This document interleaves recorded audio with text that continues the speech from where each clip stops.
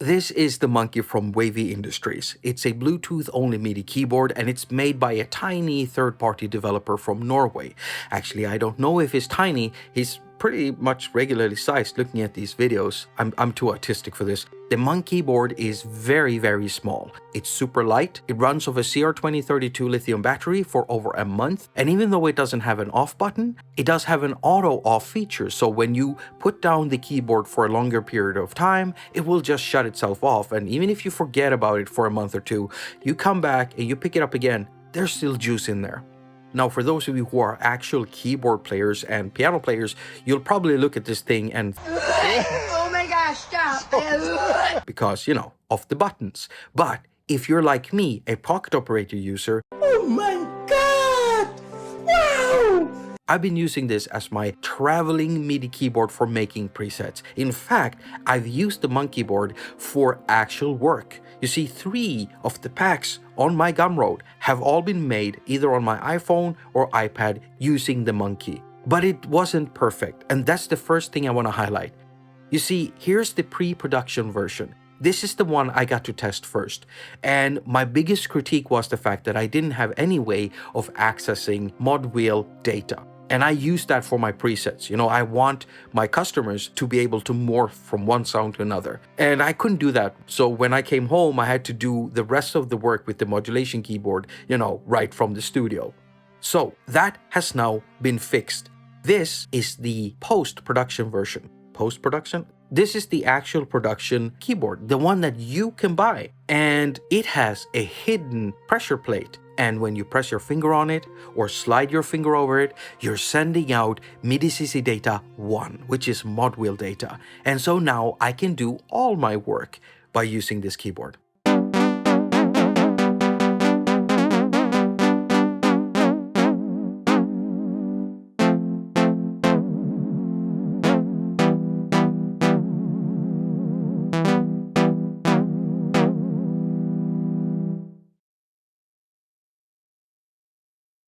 So what else does this thing hold? Well, it holds a bunch of MIDI effects. Now there are some easily recognizable ones like arpeggio and stutter, but then there's echo like old school MIDI delay, and then there's pattern which has these pre-programmed patterns inside of it.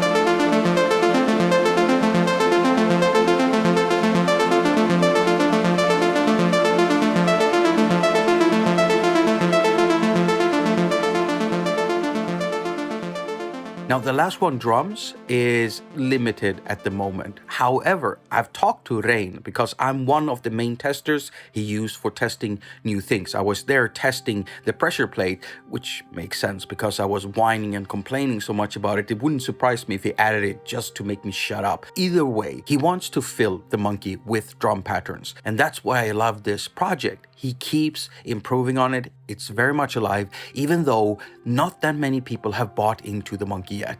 It's a passion project. So I'm trying to spread the word to get more people that are just like me, really in love with stuff that just looks cool, is really tiny and portable, and filled with loads of neat little features.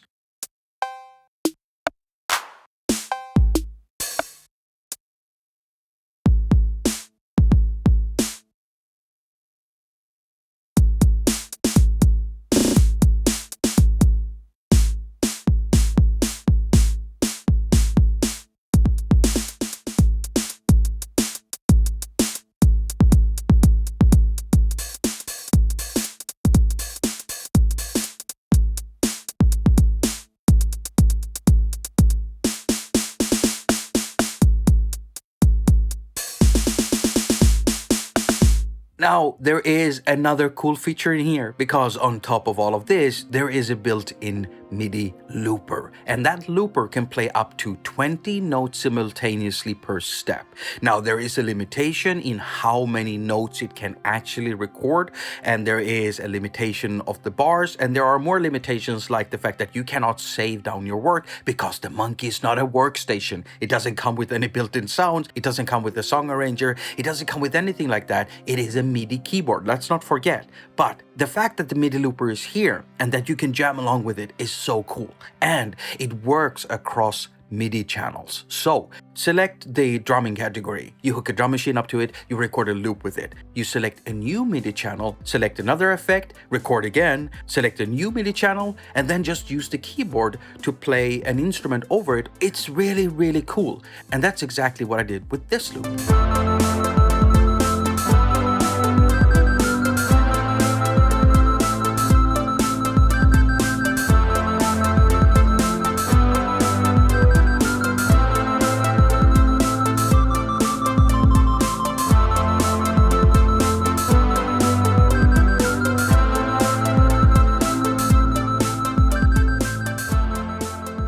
The basic operation of the monkey is very straightforward. You have a dedicated shift button that you press and hold down, and then you press something else in order to either enter a mini menu or switch to another thing. If we actually look at the button layout, we can see that the black keys up here are numbered from 1 to 0, and then the keys down here include all the functionalities and MIDI effects and stuff like that. So the first 5 buttons are general settings, which include octave switching, BPM setting, MIDI channel setting, and also a dedicated hold button, which basically works like a sustain. Then we have 6 MIDI effects, and after that we've got the loop recorder buttons, which include play, record, undo, and the last button is the wake or reset button. Now, by pressing Shift and a short press on wake, it will just reset the device, and a Shift and long press on wake will reboot the device. Yeah, but it really is this easy operating the monkey. So if we wanted to perform a simple, straightforward action as just changing the octave, we simply just press and hold the Shift button, and then we either press the octave minus or octave plus, depending on whether we want to go up or down in octave. Now, for changing something like the BPM or MIDI channel, it's a little bit more involved. Shift, BPM, and then you have to input the BPM number. So 120 BPMs requires to press 1, 2, and 0 on the numbered keys, and there we go. The MIDI channel is changed the same way.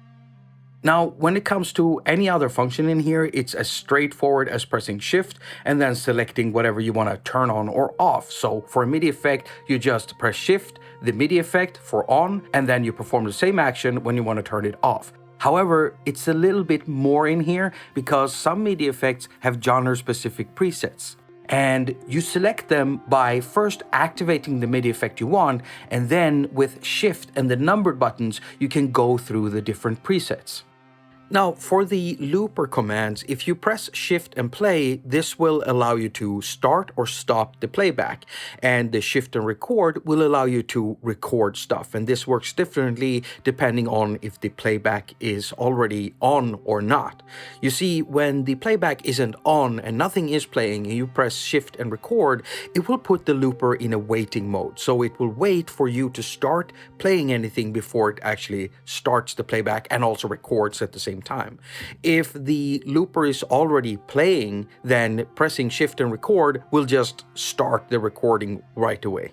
Now there is an undo here, and this one has two modes. So if you press shift and undo, it will undo the last thing you did. And if you press shift and do a long press on undo, it will basically delete everything inside of the looper. Now there are some blinking lights on the monkey, like the ones in the monkey right here, this monkey, and they will blink according to the BPM, and they will show you if a playback is on or not, so you can follow along. But it's kind of hard to line up stuff when you're recording, so I usually start by recording a drum thing because it's just easier. Connecting to the monkey is very easy. When you pop in new batteries or you press shift and wake up to wake it up, basically, it pops up in a Bluetooth list and you simply just select it and it connects to it. I've tried doing this in various apps that picks up Bluetooth stuff, and I've also tried it in a variety of iPads and iPhones and also on a MacBook, but it should work well with other smart devices too, and also PC-based laptop and desktop systems. The cool thing is when you've got something like this. This is a MIDI dongle, and I showed this off in another video of mine and why I love these dongles so much. Well, what I actually like with them is that they have the ability to pick up other Bluetooth MIDI devices and connect directly to them. But you have to have the MIDI dongle configured in a certain way. Well, when you have it configured like that and you don't have any other Bluetooth devices that has picked up the connection with the monkey, the MIDI dongle can connect to it, and this way I get to use the monkey directly with my other instruments as long as I have this MIDI dongle plugged into them. It is so dope. I was gonna export my video because I felt I was done with it, but then I remembered I wanted this part in here, and now I've got a sore throat, runny nose, and a fever, so I'm sorry for my voice sounding weird, but it's only in this part of the video. Let's talk about a button interface like this. I mean, the buttons are small, they're spaced closely together, and there's not a lot of travel in the button. So when you press on them, they bottom out pretty quickly. These are simple binary buttons, and so you have no control over velocity. So when you're playing the keyboard, the velocity is locked to value 100. The second thing I want to bring up is the touch sensor hidden under the moon here. You see, I was testing this out for quite some time, and there was a lot of back and forth between me and the developers. And during the testing phase, they figured out that they would have to add some sort of a calibration mode for this sensor.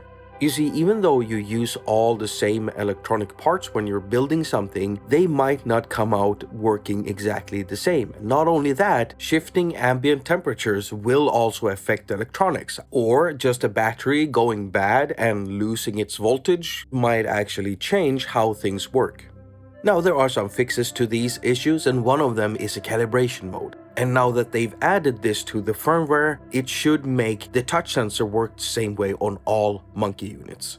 Now, when they added this, they also changed how the unit works, and so now that touch sensor is very much reliant on grounding, meaning if you don't touch any metal parts when you try to use the touch sensor, it doesn't work properly. But it's not really that much of a problem because you usually only use this thing when you're playing the keyboard. And thanks to the buttons being so small and the travel so short on the buttons, well, you're always in contact with metal. And so it's rare that I actually notice any problems. My last bit of critique is not really directed towards the monkey or the way that it works or anything like that. It has to do with iOS. Because you see, when you want to update the firmware for the monkey, you have to connect it to an internet browser over Bluetooth because it's a Bluetooth only device. There are no hardware connections on this thing. Well, as long as you're using desktop or laptop computers, it's not really a problem. You just go to the Wavy Industries website, to the firmware section when you have your monkey connected over Bluetooth, and you can upgrade the firmware that way. However, on iOS, none of the regular browsers will allow you to connect stuff over Bluetooth. And so we're out of luck? No, because it turns out that there is a third-party app out there called Bluefy that has been developed for this specific reason, being able to connect Bluetooth things to the internet and vice versa. And so, to any iOS users thinking of getting a monkey, after you have this browser, which is free to download, you can just visit the Wavy Industries website and the firmware section, and then just upgrade the firmware on your monkey. Let me just add that even if you're not interested in getting a monkey, you might want to download Bluefy anyway. Because, first of all, it's free. Second of all, you never know when an app might disappear on here. Right, so that's the last bit of my sick voice. Let's go back to the pre-recorded stuff and I'm gonna round off this video. I've put in all the necessary links to the Wavy Industries site so you can read up on the monkey, check out the manual and some other stuff, and maybe order a unit for yourself. And if you do, why don't you join the Wavy Industries Discord channel? Because if you've got some ideas or some wishes, or maybe even want to report some bugs, if you find any, then you can do that directly there. Rain is in there, which is one of the developers. There's actually two of them. But he never gave me the name for him, and I think that could be because he's actually a troll posing as a human. You see, back in 2015, they opened up a program where trolls could actually gain Norwegian citizenship if they agreed to change their diet. You see, the trollish diet contains mostly of human babies, and that doesn't work, obviously, if you're gonna live together. Look, do you actually think that Norway would make all of these troll movies if they didn't actually have a troll problem? Of course they do. Popular media is always a great way of discerning whether a country has a problem with something or not. Look at America, they got problems with superheroes. But Jakob, what about Sweden? Well, we don't have any problems because Sweden is perfect. In any case, if you want to support my work here on YouTube, you give me a thumbs up. And if you don't want to support my work here on YouTube, then you give me a thumbs up. And as usual, I wish you a very productive week. Now go finger all of your stuff and have a lot of fun doing it.